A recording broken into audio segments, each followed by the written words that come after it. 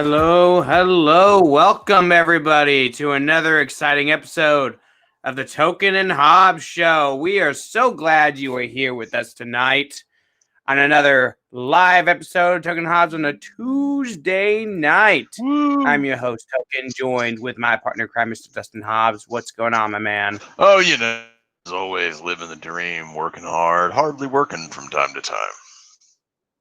Time to time, I gotta tell you, the last 2 weeks for me has been absolutely horrible at work. So I'm looking forward to things slowing down a little bit. Unfortunately, the reason things slow down a bit is because the winter months set in, and that means snow, that means cold, that means general dreariness for the next few months up here in the great snowy wastelands of Middle America. So that's always fun to look forward to.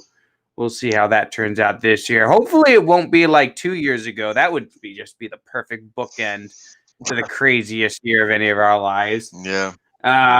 Those of you who don't know, we had some crazy flooding in this state 2 years ago. So really hoping that we don't have anything like that again, because that would just be really shitty.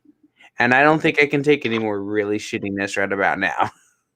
Yeah, 2020 has been kind of a crazy year. I think it's probably going to be like, instead of just regular snow, the snow is going to be pre-yellowed coming down out of the... Oh, God. It's going to be raining frozen piss. Oh, God. That's... Do not even say that. I mean, I remember, like, the reason we had so much flooding 2 years ago is because it snowed every week. Mm-hmm. Like, literally every week that winter, it snowed. And I fucking hate snow. I hate it with a blinding passion. You know, like when how when you're a kid, you think, oh, snow's fun. Snow's wonderful. You make forts out of snow. Yep. You throw snow at people. Yeah, you go out and play in the snow. You might get school off. You go sledding. Then you grow up and you realize that you were a fucking idiot when you were a kid. Man, fuck snow. Yeah, you gotta get up. You gotta get up early. You gotta scrape the ice off your windshield. You gotta turn the heater on, and the heater barely works in my work car, so I gotta bundle up to drive in it. It's icy. You're sliding around on the road, and I drive for a living, so it's fucking double terrible for me. Seriously, snow, I hate it. Yeah. Everything about it. But, you know, Yep. We'll see. We'll see how it goes this year. But, you know, one of the good things about this, I mean, I think people try to make up for the shittiness that is winter by mixing in holidays during the winter months in order to make life just a little bit more bearable for everybody. You know, once the weather starts getting bad, they try to ease you into it. You get Halloween to start things off. You get Thanksgiving, then Christmas, then New Year's. Then it's my wife's birthday, and then it's my birthday. So it's perfect. You know, you got holidays all through January for me. Yeah, let's not forget the most important holiday of all in the winter season, Hobbsmas. My birthday, Hobbsmas. Oh, Hobbsmas. Yes. So we got the Token and Hobbs holiday calendar written out for us for going forward. But yeah, the holiday season makes things a little bit more bearable for everybody. You know, you know the snow's coming. You know it's getting cold. You know you're going to be stuck inside for a while. You know. But you get Thanksgiving turkey, you get Thanksgiving football, and then you get Christmas, which is always a lot of fun, and then New Year's, which may be the best one out of all of them for adults, because you know it's just you get to go out and drink and get drunk and do whatever you want. But for some poor saps this year, that is being taken away from them. There are certain people in this country that have taken it upon themselves to be the Grinches that stole Thanksgiving, Christmas, and New Year's. They're not content with just taking one. They want to take all three. They want to take everything from you, and they don't even know who you are. But they're going to tell you what you can and cannot do. So what am I talking about? We talked about a little bit of this 2 weeks ago when we did our election night special, when we talked about California's new mandates and holiday rules when it comes to Thanksgiving, right?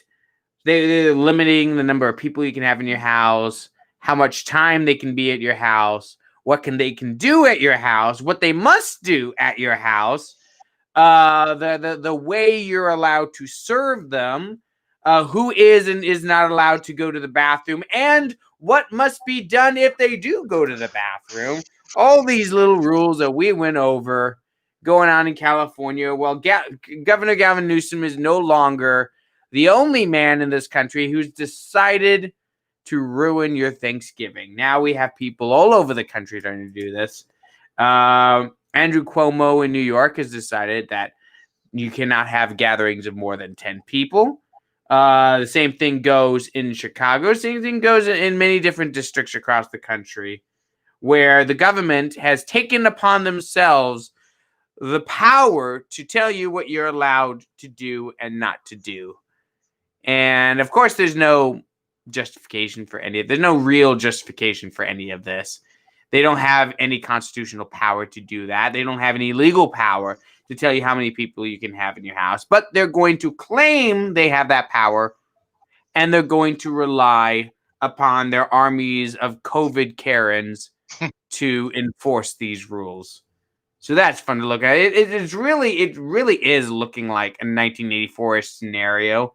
You remember in that book, they would have children report on their parents for having dissident thoughts that went against Big Brother. Well, now what we have are neighbors snitching on neighbors for having gatherings that are bigger than the government says they can.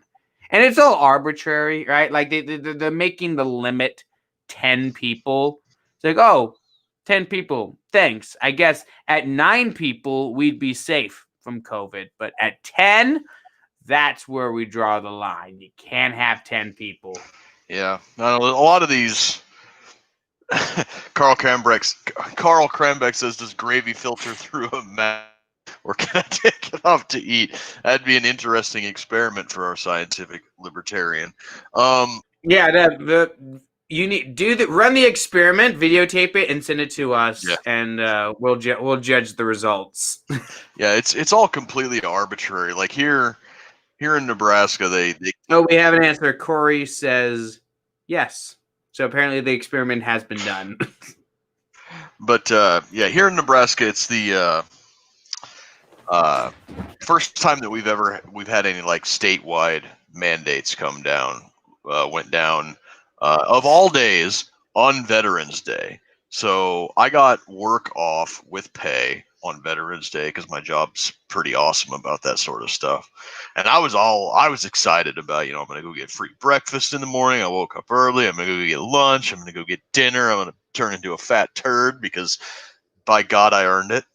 And I go to my favorite breakfast place for Veterans Day breakfast. And instead of inside, like they normally do, they had a tent side, and you would drive up to it, and they would give you like the styrofoam to-go plate.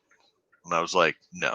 Boo! So I went for breakfast. Boo on you! And then for lunch, went to Texas Roadhouse because I was going to get a little steak. And again, they were closed, and they had people set up outside, and they gave you a coupon for come back some other time and have better than not getting anything at all. So I went to a restaurant that we have here in town that I really like, and it's like you have to have a mask to come in. And it was literally, I put a mask over my face and walked through the door, and literally 4 steps before I sat down in a seat, and then took the mask off. And it's like magic sitting barrier is around me now, so I'm safe. COVID was not allowed entry. This place is clean. Yeah. Thinks in my mind. Yeah, I noticed. You notice that a lot. Like you go to a restaurant, you walk 5 feet in, you sit down. You're like 2 feet from you're like the closest table to the entrance. Mm-hmm. So people are walking in, be like, "Oh shit, my mask!" And they throw on their mask. You're like, "Well, apparently I'm fine though." Right. When Just sitting right here. When you're sitting, that's when the barrier activates. You can't get COVID while sitting. Right. That's the truth. Well, I got to go. Well, I went to Applebee's for Veterans Day, so oh well. I don't have a cool job that lets me off work to pig out at the various restaurants on Veterans Day. Yeah, I'm starting to think that I need to just take that day off every year, so I can just do that veterans thing that you do, where you just make a list and you just go hop from place to place. Be the biggest, fattest piece of shit in town. Just eat everything that you possibly can. Like, oh man, I'm so full I couldn't possibly eat another bite. What's that? Outback is next on the list. Fuck it, let's make room. Yep. Let me loosen the belt up a notch and give you a bloomin' onion stat. Hold up while I go take a massive dump and make some room, because we're going to get some steak, baby. Yeah, it's really disappointing that I went to like all these different places that normally, and the thing is, it's like it's not the lack of the free food that pisses me off. I know I'm saying it, but that's not the thing. The thing that really bothered me about it, especially the breakfast part, was where I got to experience this the most. Was you'd go in and you'd find some unreal bastard that fought in the big war sitting all by himself, just sit down and just start chewing his ear about, like, tell me some war stories or whatever. And it doesn't matter if it was bullshit or not. You got some 80-year-old dude might have just sit down and talk to you and stuff. That was fun for me. And the fact that I didn't get to do it this year kind of pisses me off. You get to sit down and listen to the Vietnam vets talk about the various circumstances in which they contracted different venereal diseases. That's my favorite. Like, yeah, I was this hooker in Manila. Like, wow, dude, my kid's here with me. You know, lay off, dude. Oh, dude, it's 10 a.m. Why are you already drunk? Why do you smell like whiskey and old cheese? Yeah. And then that's the thing about it. I mean, I haven't really noticed any of the restrictions that have gone on in Nebraska. I mean, the worst, like I went to Applebee's and they made us wait in our car for our table. That was like, I actually prefer this to waiting in the lobby.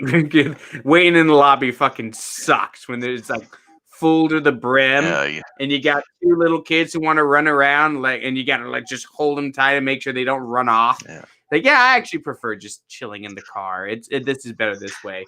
But it's crazy because this COVID thing has been going on for a while, and you forget how much better we have it here than the poor saps living in places like California, New York, or Chicago, or any of these places that are still locked down. And not only are they locked down, but they're giving you these stupid fucking rules, and they're chastising you for not following them.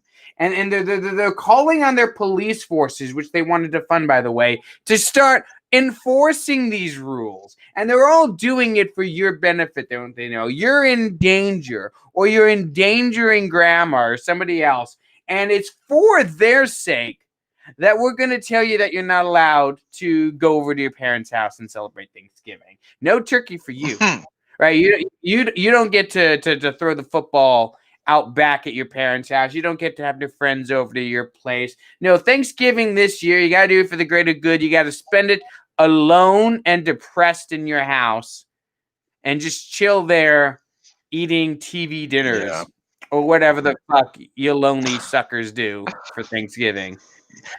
But sorry. And I see libertarians doing this too, where they do this thing like, oh, you don't have the right to put others in danger, so you have to stay inside. And you know what I say to that? fuck you. Fuck you. And I don't give a shit what you have to say. You know what? I'm going to enjoy my Thanksgiving. I'm going to enjoy my Christmas. I'm going to enjoy my New Year's. I'm going to enjoy my life in general. Yep.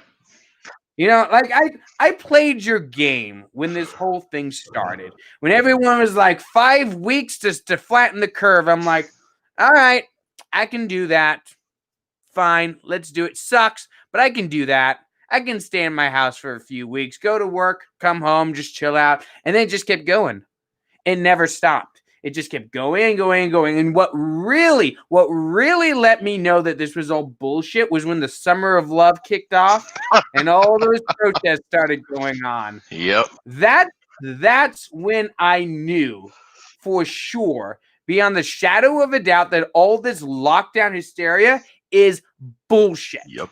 Because it's all contingent on politics, right? If you have the right politics, you can do whatever the fuck you want, right? If you're out, like, no greater example can I think of than the past couple weeks since the election, right? Because you had a few really big outdoor events happen. You had Biden supporters getting out in the streets and celebrating Biden's victory in the thousands in New York City. And then you had the so-called million-man MAGA march in Washington, D.C.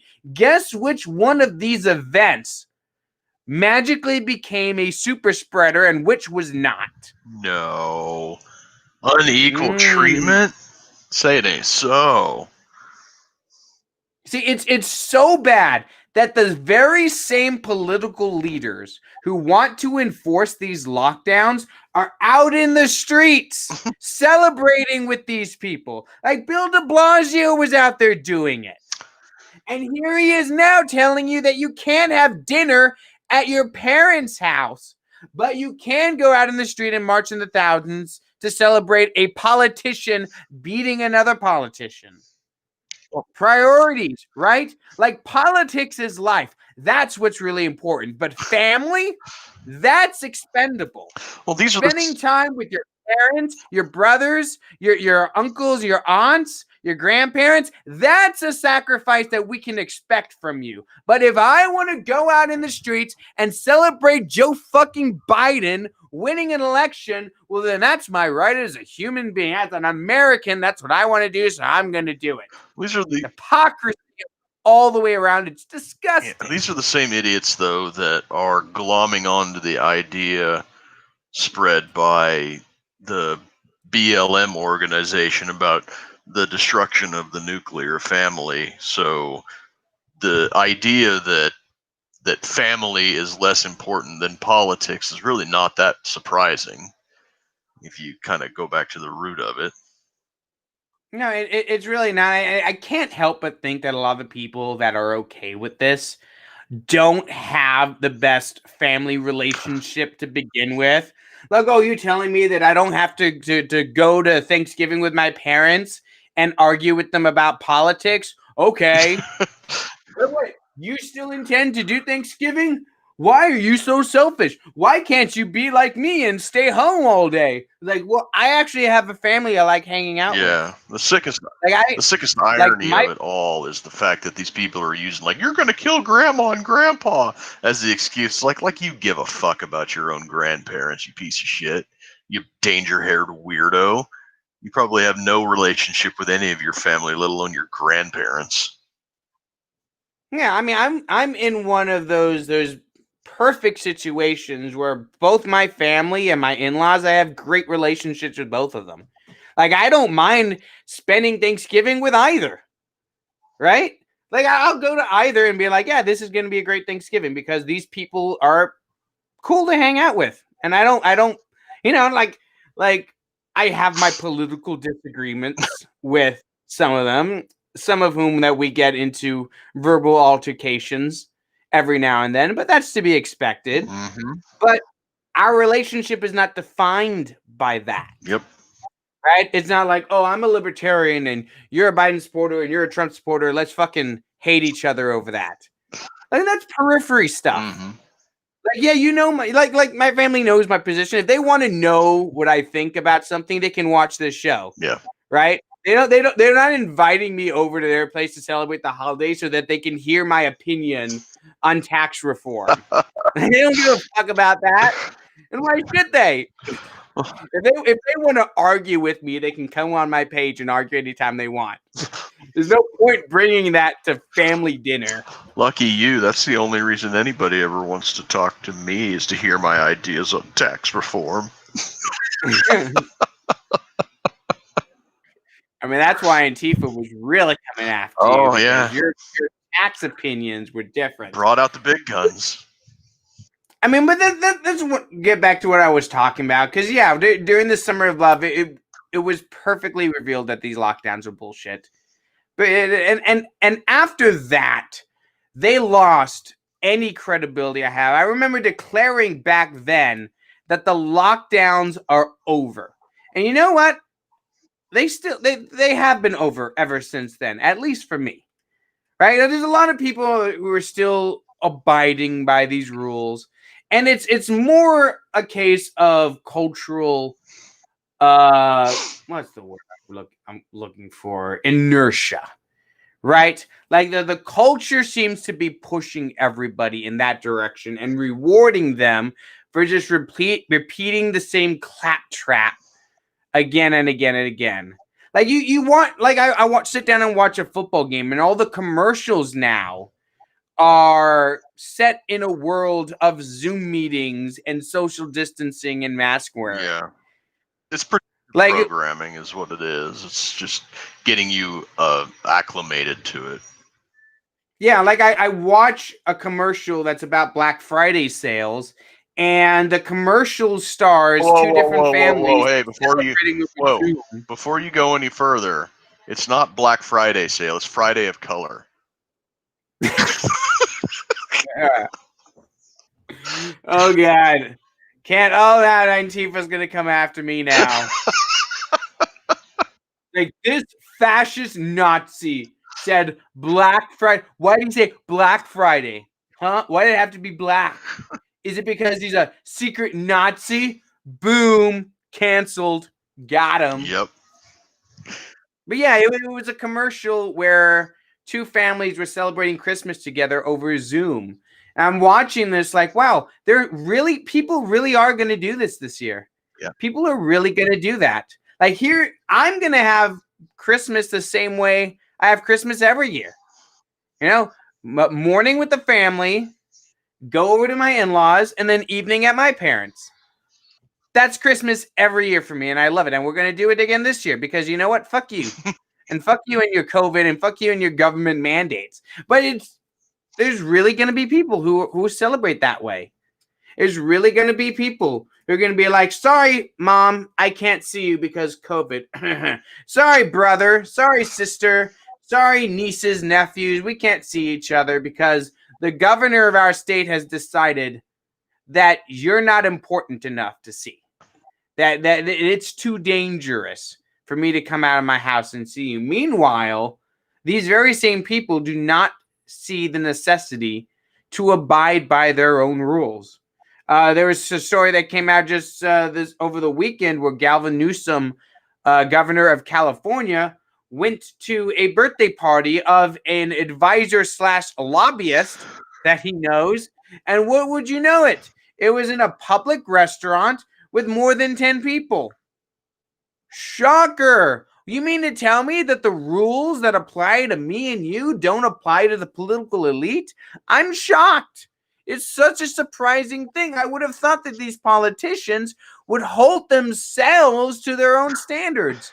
Yep. It's very disheartening for me to find out that they don't actually, that they consider themselves above us peons.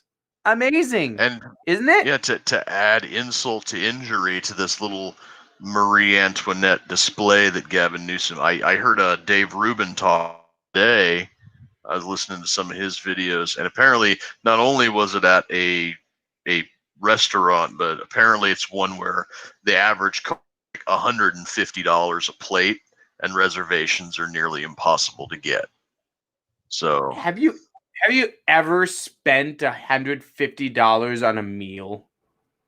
Like ever? One time, and I didn't know what I was getting into. I went to a Ruths Chris steakhouse, and holy shit, when that bill came, I said, what the fuck is this?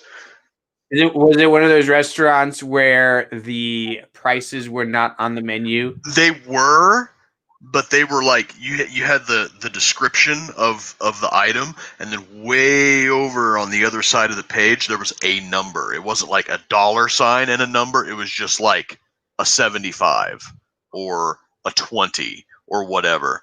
And as I'm sitting here looking at the bill, I grab the menu and I start like lining them up. I'm like, those were the prices? What the fuck? So you did, but not on purpose. Yeah. Yeah, see, I've never, ever come close to spending that much money on a meal. That's unfathomable to me. I don't think I've ever been in a restaurant that would charge that much for a meal. Mm-hmm. You know, and I've been to restaurants and, you know, they seem fancy, but they're not that kind of fancy. I don't even know where you would go to. I don't even know where those restaurants are. You know what I mean? And you know that's the kind of people that our politicians are. These are elitists. These are the kind of people that go to expensive restaurants that you and I would never even think about going to. And these are the kind of people that think that they are above their own rules. It's like Nancy Pelosi when she went to get an indoor haircut, even though she's the one pushing for these lockdowns, right? Even though she's fully in support of shutting down hair salons, she'll still go get her hair cut because she's just so important. And then they make these dumbass excuses, and they're leftist sycophants just go along with it. Like Gavin Newsom's excuse was, "Oh, I didn't realize there were going to be that many people. I should have gotten up and driven home immediately. But you know, that just didn't seem like it would be polite at the time." Like, you stupid fucker. No, you did not. Like, no part of me believes that you went to this party, sat down when 1, 2, 3, 4. Oh shit, more than 10. I should leave. No, I don't think that for a second. I think that you're saying that because you got caught. And that just sounds like something that you should say. Right, and that's like the thing about these assholes when they get caught and they get up there and they give their bullshit. It's not. They're not saying I apologize, I made a mistake. They're saying I'm sorry I got caught. At its heart, trying to say.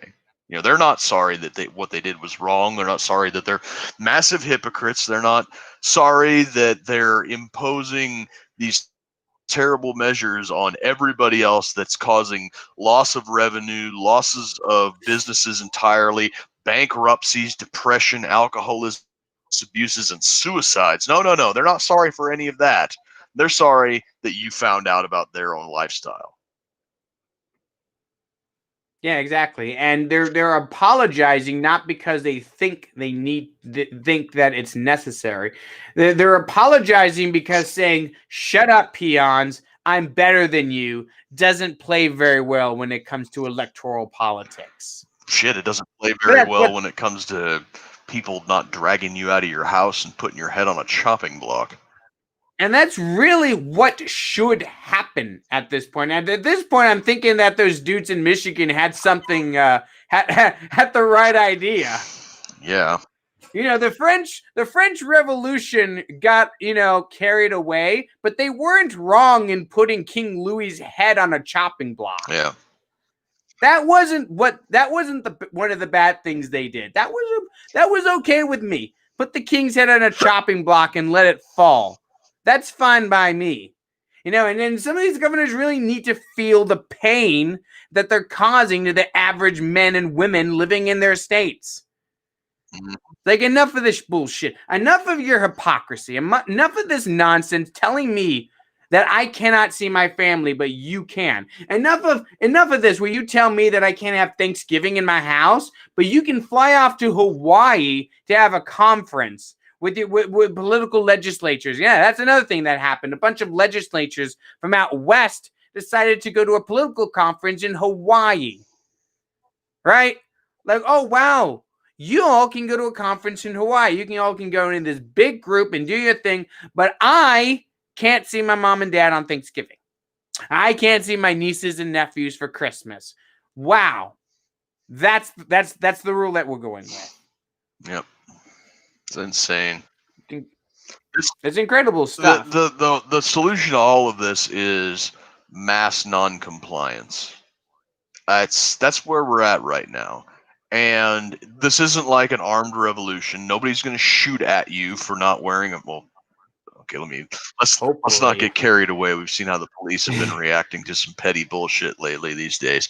But it's not like you're going out there in your Minuteman gear with your musket and taking on the redcoats or anything like that. You're just not wearing a mask into a store when we are confronted with these mandates and these regulations where the cure is worse than the disease.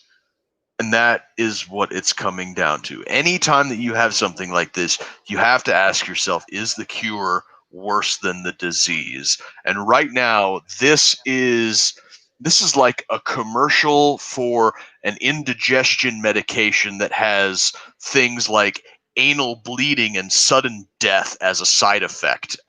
It's like, I'll take my chances with a little heartburn. Thank you very much. And that's what all of these lockdowns and these mandates and everything are. They're sudden death side effects for an indigestion medication. And at this point, it's people just saying, you know what, this disease has like a 99.7% survival rate for those below the age of 68. I'll take my chances. Thank you very much. Please open up the farmers markets again and all of the little small businesses that we like to. I'm tired of giving my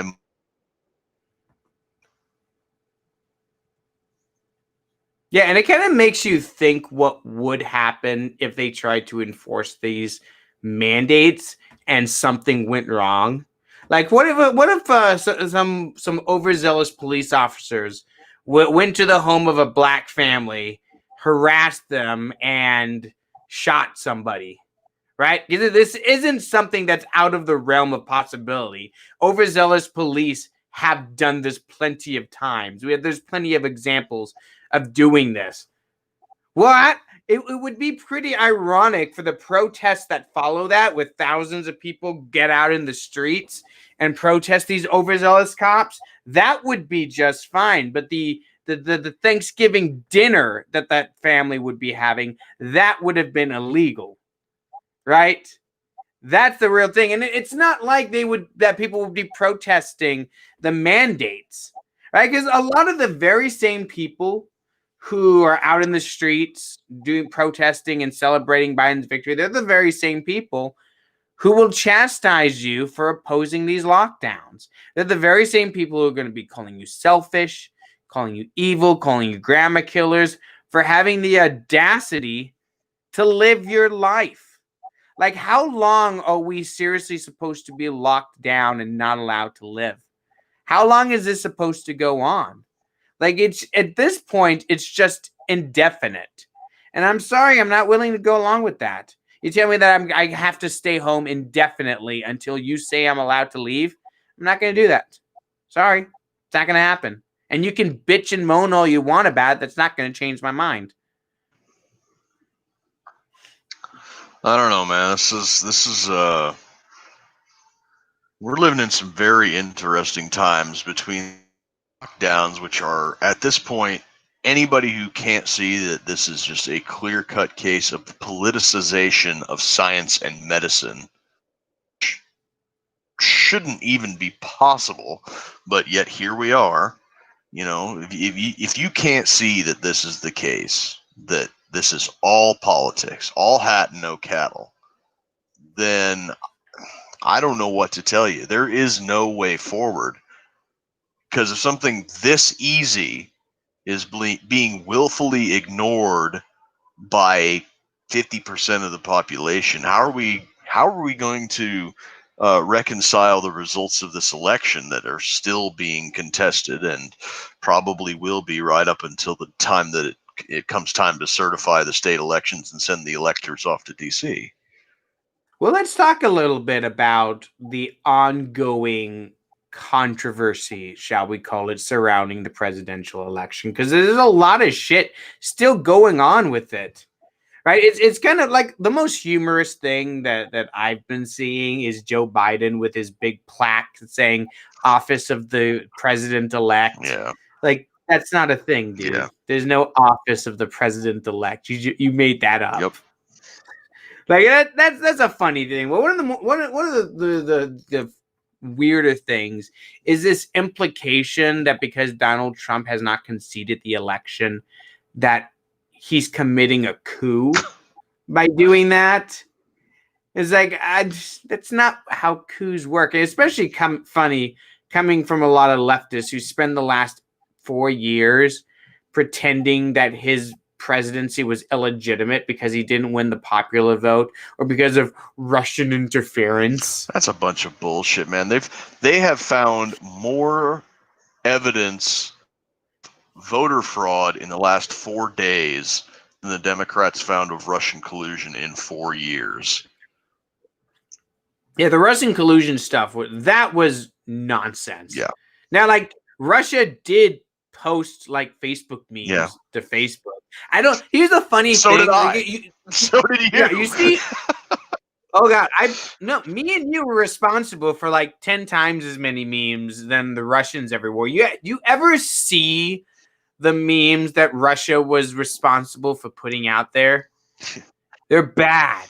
One of these days, I'm gonna have to go out there and find them again because I read an article that like they listed all the different suspected Russian memes, and like if anyone was convinced to vote for someone based on these, then that's just a critique on our democracy in general. Like seriously, if you're looking at these memes, you're like, oh. Well, I was going to vote for Hillary, but then I saw this meme, and now I'm going to vote for Donald Trump. Like, that's really an argument for why we need less voters, not more. Yeah. People want to talk about being disenfranchised or, this particular group or that particular group of people are being disenfranchised, and I'm just sitting there thinking, is that really such a bad thing? If you can't overcome a mild inconvenience to get your ass to the polling place, then you probably don't need to be voting. Yeah, probably not. I mean, that's the bare minimum effort to put into something, and you can't do that. Yeah, I'm okay with you not voting. Yeah. I'm okay with you with your voice not being heard. I'm okay with that. Mm-hmm. And you probably don't care enough that not being heard and either. So, oh well, that's the way it works. And it would be better in this country if we had a culture where people were shamed for voting if they didn't know shit about politics. Yeah. Like that should be what you're shamed for. Not this, oh, you didn't vote? How you're a bad person for that. Like, oh, you didn't vote because you don't know anything about politics? Good for you. You did the right thing. Yep. Oh, wait a minute, you voted? Yeah, I voted.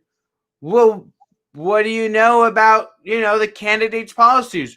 Oh, I don't know anything about their policies. I just voted for all the Democrats down ticket because that's what I like to do. Oh, well, you're a terrible person. Fuck you. Don't do that next time. What the fuck is the matter with you? See, that's the kind of reaction that people should be given. But no, we have this vote or die, make your voice heard, bullshit, drive out the vote campaigns you get every 4 years. Yeah, that's the. Then you got the people that are pushing for lowering the voting age to get even more people. It's like, when I was 16 years old, I sat on my ass and drank Coke by the 2-liter bottle. 16-year-olds should not be keys to the kingdom when it comes to steering this ship of state. It's not a wise move. Yeah, if anything, people of that age need to have less ability to do stupid things, not more. Like, if you're at that age, probably shouldn't be taking out a few $100,000 in student loans for example, because, that's really stupid. You might not realize at that age that you're fucking yourself over for the rest of your life. That's a whole different topic than what we're talking about. But Jesus Christ, that's a fucking scam that colleges and the government are pulling over people.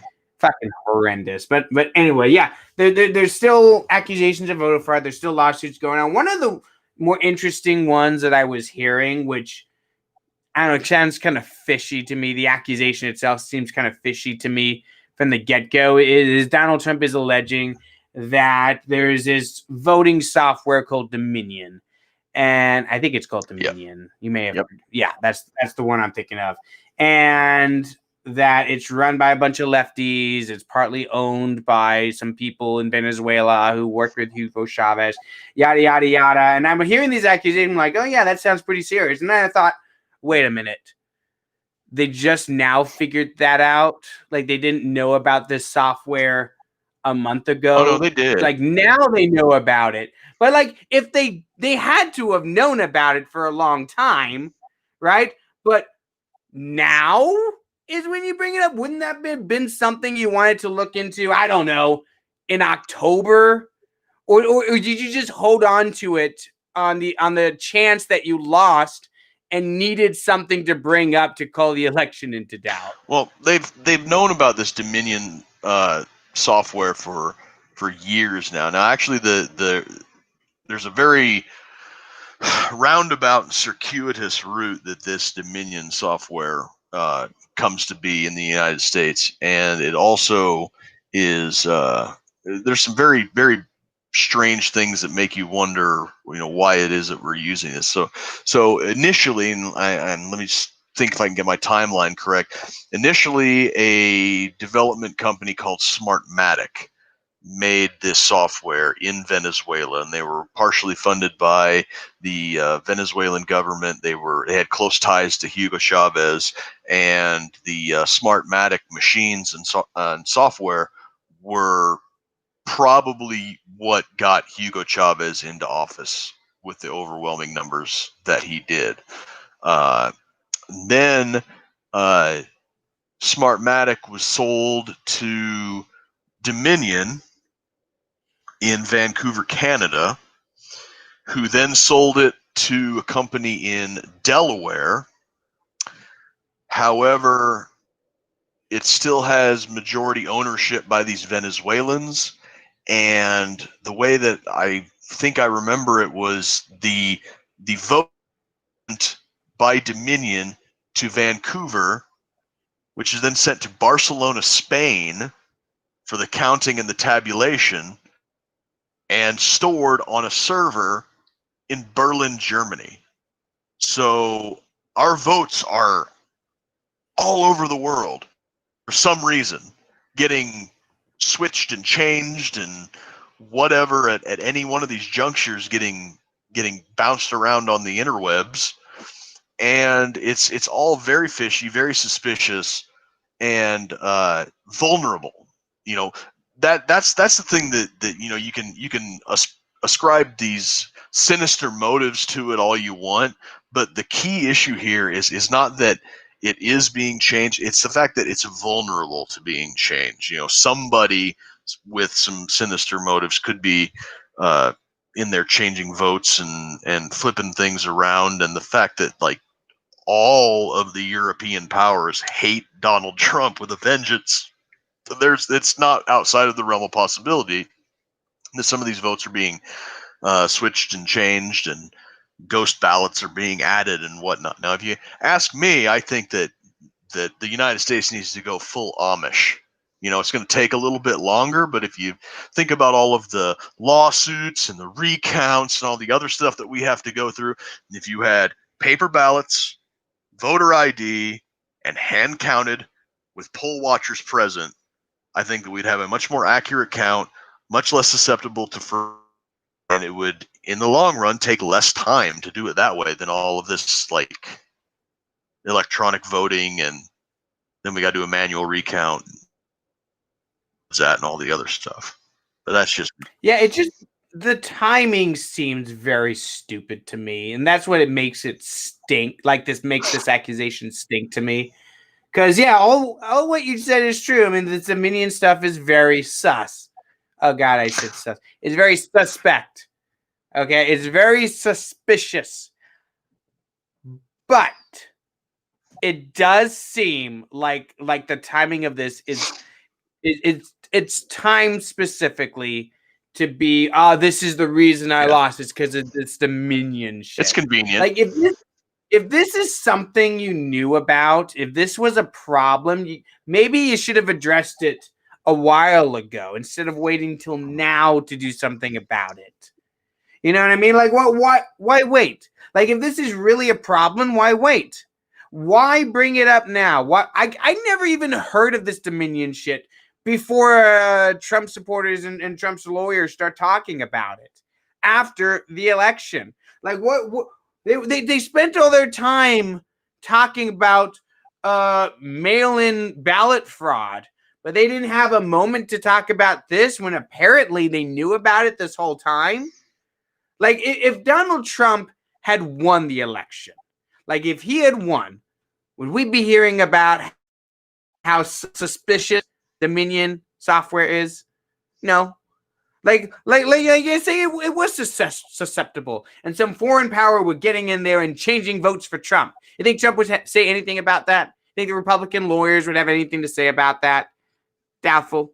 Because this is not about... None of this is about election integrity for either side. They don't care about election integrity. They care about winning. And that's all they care about. Like for Donald Trump, I think he legitimately thinks that he did win this election. And the only possible way that he could lose is being cheated. Now, I'm not saying that to say that there's no possibility of him being cheated. I'm saying that whether or not he was cheated, he's going to believe he was if he lost. Because Donald Trump is an open narcissist. He's not like Barack Obama. He's not like 95% of politicians out there who are secret narcissists who hide it, and make you think that they're one of you. Like they'll have a beer with you. Like they're just one of the boys. Like Elizabeth Warren deep-throating that bottle because she didn't know how to drink a beer properly when she's doing that awkward Facebook Live video.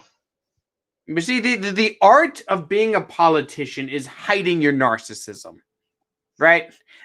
And make all the stupid dupes who vote for you think that you really care about them. Donald Trump is different because he's an open narcissist. Like Donald Trump loves himself and wants to make damn sure that you know it. Yep. Like, I am the best. I am the greatest. I am the biggest shit that you've ever seen. Like, I am the top dog in the whole world, and I'm going to tell you that every single day and make sure that you know that I love me. Mm-hmm. Right? That's Donald Trump. And people love him for it, and people hate him for it. But that's who the guy is. So I don't think there's any part of his brain that's capable of admitting that he might have lost this election. Like, so regardless of all these accusations, I think that this denial of a loss is always inevitable. And it may even be a prime for running again in 4 years. Because he can do that. Yep. Donald Trump's not going to fall off the face of the earth just because you beat him. He can very well run for president again in 4 years. And I'm going to be 100% honest with everybody watching. There is a big, huge piece of me that hopes he does. If he doesn't get reelected and they don't succeed in their lawsuits and recounts and whatever, I want him to 2024, and just for the I might vote for him. I don't care. It's going to be great. You know what's going to make that possible is going to be the mainstream media. They cannot give up Donald Trump. Donald Trump is the best thing that ever happened to them. And they're going to make damn sure that they cover him even when he's not president anymore. They're going to cover him. They're going to call him. They're going to call him every name in the book. They're going to come after him. They're going to say, this guy's horrible. He's not president anymore, but he's still claiming to be president. Blah, blah, blah. Why is he still tweeting this? Why is he still doing this, that, and this? And all the while, they're just keeping him in the news, right? Because they got to keep that bottom dollar, right? And Donald Trump drives ratings. I think Joe Biden is going to bring eyeballs to watch CNN. No. They'll go, today on CNN, we fucking love Joe Biden. Joe Biden is so good. We got down on our knees and pleasured Joe Biden because we just love him so much. No. That's not going to keep people watching CNN. They're going to be like, Donald Trump said this, Donald Trump said that, how dare he? And I have a feeling that that CNN is going to do basically what they did for this entire campaign, and it's keep Joe Biden out of the spotlight as much as possible. So they're going to be Orange Man bad for the next 4 years, and then he's going to run again in 2024. He's going to pull a Grover Cleveland on everybody, and I hope the whole cycle starts all over. And I hope again. He grows a Grover Cleveland mustache. I'm going to stick with that. I hope he grows a full-on Civil War beard. That would be pretty cool. Like, you ever see those photos where people Photoshop on beards onto politicians? Donald Trump actually looks pretty cool. Yeah. With a big old beard. Yeah. Like, do it. Do that. Like Ted Cruz did that. Yeah. He grew out his facial hair. That's just to keep the facial recognition software from recognizing him as the Zodiac Killer. Like, dude, Donald Trump, grow out a big old Civil War beard in the next 4 years and then run for president again. For nothing else, then that would be absolutely hilarious. But let's talk a little bit about a couple other things that have been the news. I'm going to look for... Well, actually, let's play this real quick. This is... I can't even remember what this guy's name is. Brian Stelter, Mr. Piggy over at CNN. He's very upset that people are walking away from Facebook and Twitter and going to other social media companies. So let's see what Mr. Piggy here has to say about that. More into their own echo chambers, more and more into their own bubbles, especially Trump voters. There's this new social media app called Parler getting a lot of attention because conservatives are saying they're leaving Twitter and Facebook, going off to Parler because they believe Parler is a safer space for them. What we're seeing is even more of a bunker mentality in right-wing media, and ultimately that's not good for the country. No, it's not good. It's a threat to democracy. It's a threat to democracy. Oh my God.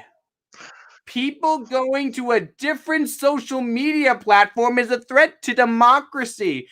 Not blatant censorship. That's not a threat to democracy. Not these bullshit fact checks that these social media giants do. That's not a threat to democracy. Not shadow bans. That's not a threat to democracy, which we know all about what a shadow ban looks like. Not purging people from your platforms. That's not a threat to democracy. No, it's when all these people who are frustrated with Facebook and Twitter being giant-ass bitches leave and go to a different social media platform. That's the threat to democracy now. Leaving Facebook and Twitter, you're threatening democracy. Holy shit, CNN. Holy shit, little piggy. You're really going to say that? I've heard Brian Stelter called a few things before. I have Pennywise, George Costanza. He's got a lot of nicknames. Like, I can't believe that take. It's beyond unbelievable. I know. It's like you're sitting there abusing somebody and bullying somebody and shushing them and telling them to shut up and everything. And they're just like, all right, fine. I'm not welcome here. I'm going to go somewhere. Hey, get back here. Get back here and take my insults. It's like, no, thank you. I'm going somewhere else. I'm going somewhere where I'm welcome. And by the way, you'll be welcome there too, but don't expect anybody to take anybody's sides. That's something that anybody who watches Dan Bongino knows that he's got an ownership stake in Parler, a large ownership stake. He's like one of the primary shareholders in Parler, and he talks about this on his show. He's like, the conservatives and libertarians that are leaving Twitter and Facebook and jumping on to Parler are not doing it in a safe space and an echo chamber. He's like, you guys are welcome there too. Just be prepared for a robust debate when you get to, because Parler's moderators are not going to shut down one side of the conversation for the benefit of the other. You are going to have to express your ideas and them. Yeah, see, it's exactly the opposite. They're fleeing the echo chamber. They're fleeing the safe space. Mm-hmm. Like, oh, you don't want me here anymore. You're actively silencing my side of the conversation. Fuck you, I'm leaving. And they can't handle that. What really annoys me is when libertarians do the same thing, because I've seen a lot of libertarians make fun of people for going to Parlors. Like, I don't understand that. I mean, you've been saying this whole time that we don't need to regulate social media giants because you can always just go to a different platform. And here you have these people going to a different platform. Like, well, why are you going to a different platform? That's not what I really wanted, you little snowflake. Like, what the fuck? It's like, I don't want solutions. They're just going to a different platform. Like, when did Facebook and Twitter become the officially they're in the Overton window and everything else is outside it? Like, when did that become the case? Like, when did Facebook and Twitter become the new legacy media?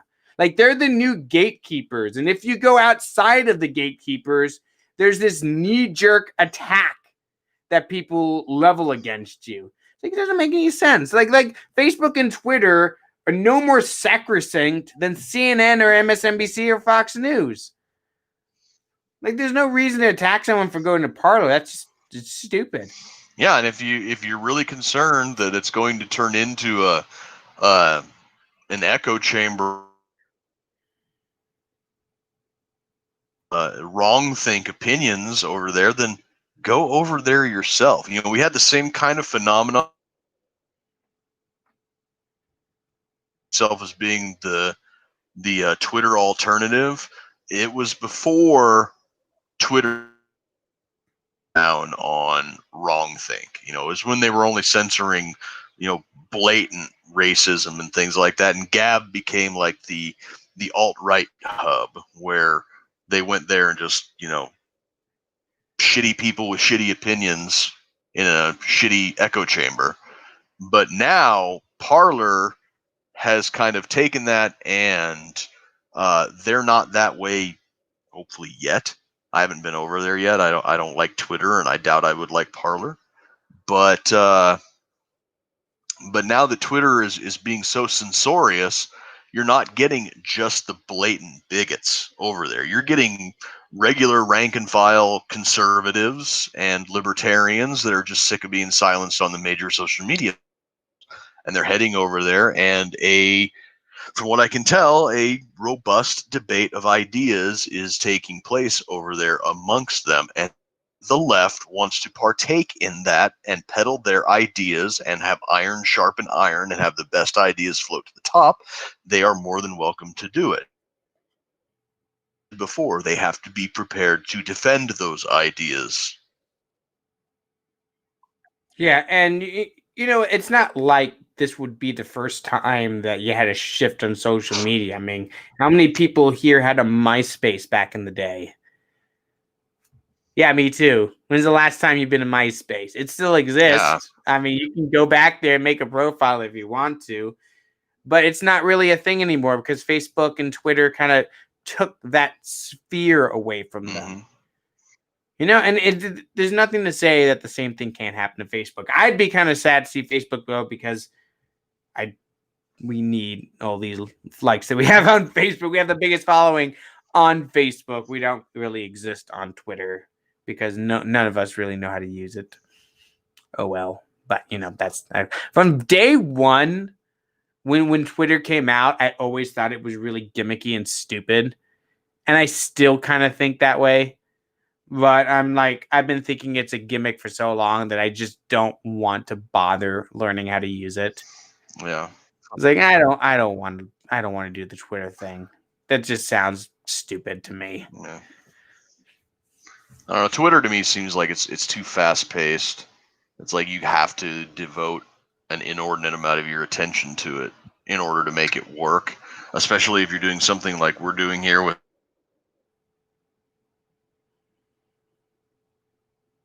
news and current topics. I mean, you almost need to have somebody doing a job. And fuck, I can barely pay my own bills, let alone pay somebody to monitor fucking Twitter 24/7. Yeah, we didn't even get into the Trump Syria story that we were going to talk about earlier. Yeah. You want to do that for a little bit? Run a little late so we can talk about this? Yeah, we got a late start. Let's just get through it real quick.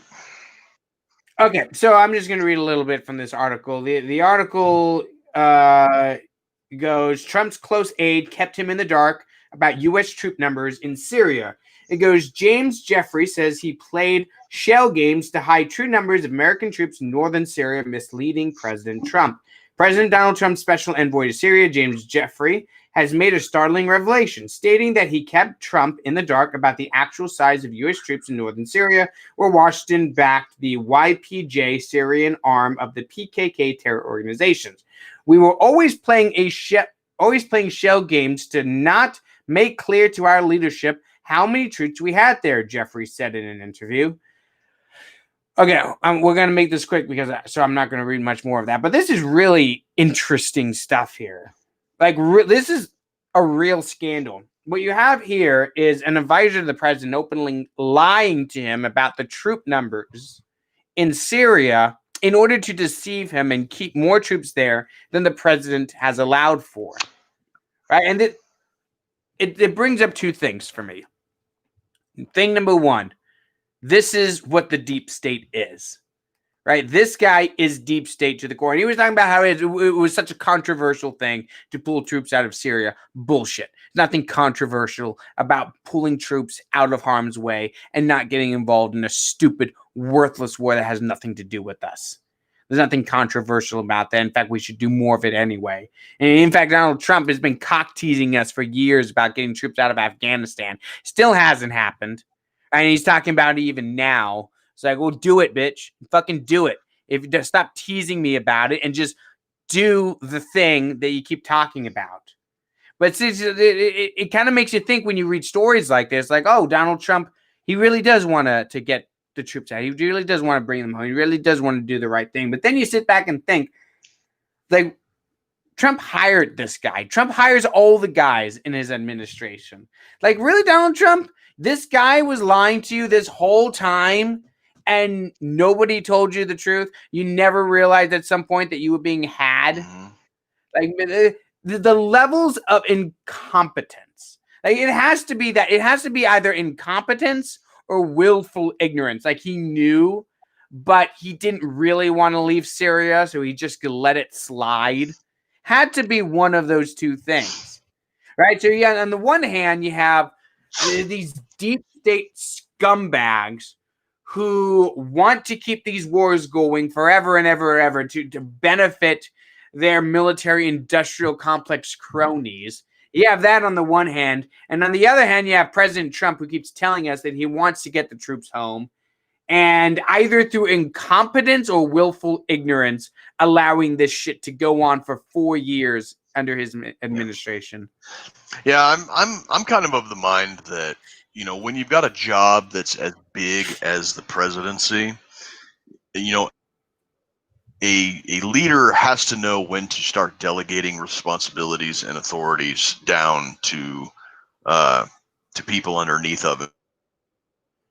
Do it all. You have to have people underneath of you, and when you have people surrounding you, like at the beginning, he made Reince Priebus, the RNC chair, his chief of staff at the beginning, and there was like he ran on being the outsider, anti-establishment guy, and then as soon as he got in, he either went out and hired swamp creatures to be his staff, or swamp creatures were highly recommended to him by people that he should be able to trust. And I'm looking at you, Jared Kushner. You know, a lot of these bad decisions rest on Jared Kushner's shoulders. His son-in-law is the guy that was like, hey, you should make Reince Priebus your chief of staff because he really knows how Washington works. Okay, I'll do that. And then guys like Reince Priebus turn around and you know, recommend guys like this jackass who is out there lying to the president about troop numbers in a war zone. You know, these are people's lives that he is playing chess with. You know, this is the height of elitist hubris, is playing literal chess and checkers with the lives of real men and women overseas in harm's way. And, you know, it turns out that these people are, you know, he's just like, I want these troops out of Syria. Okay, sir. Hey, keep the troops in Syria. We'll just tell them that they came home. And it's, and I said it in our chat earlier today that this, to me, a commander-in-chief giving a lawful order that not only passes all legal muster, but also moral and ethical muster too. You know, pulling troops out of an active war zone in a country that we haven't formally declared war on is legal, every metric that counts. And when you have somebody out there lying to him in order to keep these men and women in harm's way, out there actively defying the wishes and the orders, the lawful orders of the commander-in-chief, I would say that a very serious and solid case can be made for formal mutiny charges. And considering that the United States has been at war in the past 20 years, mutiny can carry up to and including the death penalty. Yeah, string this guy up. Seriously, this guy's out there bragging in interviews about how he did this. But see, that's the thing about this, is Donald Trump wanted this job. Mm-hmm. You know, it's not like he stumbled. He's not like some vice president who never thought he was going to get the job, just kind of stumbled into it because the president died of a cold or got shot. Right? That's not what happened. President Trump wanted this job. And not only did he want his job, he's been talking about how he's the greatest president of all time. Like, oh, I'm second maybe to Abe Lincoln. Like that kind of bullshit. It's like, okay, Mr. Most Competent President of all time, what was this guy doing in your administration? Why was this guy allowed to lie to you for years and you never noticed? You never realized what was going on? You didn't have anybody in your administration who would tell you the truth about it. And if not, why not? Like, you're supposed to be the guy that makes deals. You're supposed to be the guy that's able to get people together. You're supposed to be that guy. That's the guy your supporters elected. Why weren't you that guy? And that's the biggest thing about Donald Trump. That's the biggest fault about Donald Trump. Like him or hate him, like a lot of people like him for his instincts, but at the end of the day, Donald Trump is an empty shell when it comes to political philosophy. He doesn't know what he believes. Mm-hmm. He believes he's the best. And when you get past that superficial layer and his initial political instincts, he doesn't know things. Donald Trump never knew things. Like, he doesn't know how to run a staff. He doesn't know who to hire. He doesn't know who he needs to put in charge of different departments in order to get his policies realized. And that was always the biggest fault to Donald Trump. That's why you saw such a revolving door from day one. Mm-hmm. Like, remember, the only reason that Alabama Senate seat switched to Democrats is because he pulled Jeff Sessions out of there to be in his administration, only to fire him later. Yep. And then they ended up nominating a fucking pedophile to take his place. And that's why that seat flipped to the Democrats. Like, somebody who knows anything about politics wouldn't have made that mistake. But Donald Trump doesn't, and he never did. And he made that mistake. And this is the kind of shit that he did for the last 4 years. He doesn't know anything about getting his right people in. And if this story about Syria is just indicative of that. Yep. Unfortunately, I think that you're right there. It's, you know, it's and and he has good instincts, but I think where he gets kind of turned around. He has some good instincts. Like his instinct to say he doesn't want to get involved in wars. That's a good instinct. What he doesn't have is follow. Right, exactly. He has great instincts. It's just that when he needs people to staff these positions, he gets these recommendations like, "Oh, this guy knows how the system works. You should hire him." And he's just like, I don't have anybody else. I'm going to, take your recommendation on good faith. And it turns out that the person that gave him the recommendation wasn't acting in good faith. And that seems to have happened over and over and over and over and over again throughout this administration. He doesn't have anybody in his fill a position, so he seeks a recommendation, and some dipshit stabs the guy in the back with a bad recommendation that either comes back to bite him in the ass or doesn't follow through on the job. Like, do you think he hires people in his businesses like this? Like, I don't know what Trump's businesses look like, but I would be shocked if he hired in this. Like, if people in his businesses were just openly lying to him about something that important, and he would never find out. Yeah, I'd be shocked to learn that. Well, the deal is the person that he's hiring to do that stands to make money by doing what they're told. In the Washington game, the person stands to make money and or influence by doing what the establishment wants, not what the president wants. So they end up, doing stuff like this guy did with the Syria stuff. Yeah, he's just serving the interests of the military-industrial complex, because those guys don't give a shit about any of you out there listening. Doesn't give a shit about the United States of America. Doesn't care about the service members who have to go out there and fight and die in these stupid wars. What they care about is making sure that those rivers of cash keep flowing and that they never stop. They want to make sure that these wars continue forever, because that is the only way that they ensure that they keep making money. And if they have to lie through their teeth to make that happen, then that's exactly what they'll do. And they'll brag about it, and the media will go along with it so they can get a laugh. Like, oh, look how dumb Donald Trump is. He let this guy do this. Forgetting, like, ignoring the bigger scandal in this. Mm-hmm. Like, this guy has been openly lying the United States of America into war in Syria. This one little fucker did that. Yep. This one little turd, this guy, he did that. Your vote didn't do anything to stop it. That's the lie of democracy. Be like, oh, my vote matters. I'm going to vote for us to end these wars. And then you do, and this turd fucker keeps the troops in Syria. And the media ignores that scandal. Mm-hmm. That doesn't matter to them. And you know what? I'm as mad at the incompetence and laziness as Donald Trump as anybody else.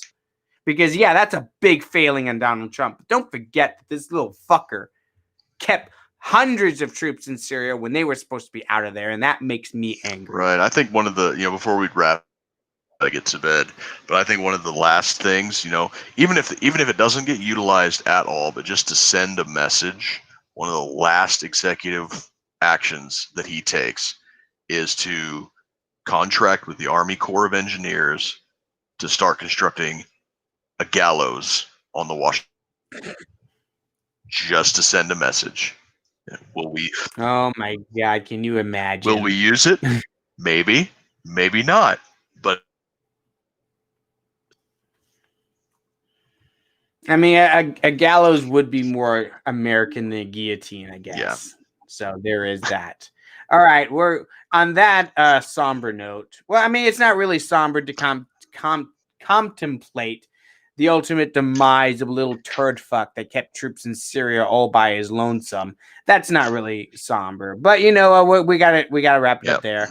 That's the end of our show. Thank you guys so much for listening. Remember, if you want any Road to Liberty merchandise, and Christmas is coming up, And if you intend to celebrate Christmas with your family, as you should, it's roads2liberty.com. Get on there, buy some of our t-shirts. We would love to supply you with some awesome Road to Liberty gear. And if you want to listen to this episode and other episodes on our mother network, you want to go to think-liberty.com. That's think-liberty.com, and subscribe to Think Liberty on your favorite podcasting app.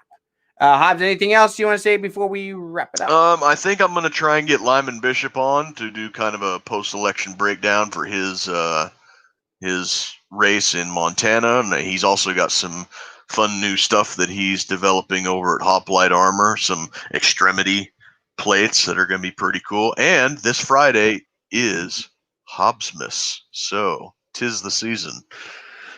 'Tis the season. I hope.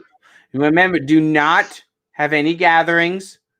Nobody's allowed to go to your house. You must socially distance from your family within your own home. Wear a mask at all. Like the fact that you're not wearing a mask right now really triggers me, to be completely honest. There you go. All right, everybody. Thank you so much for listening, and stop by next week for another episode of Token and Hobbs Show.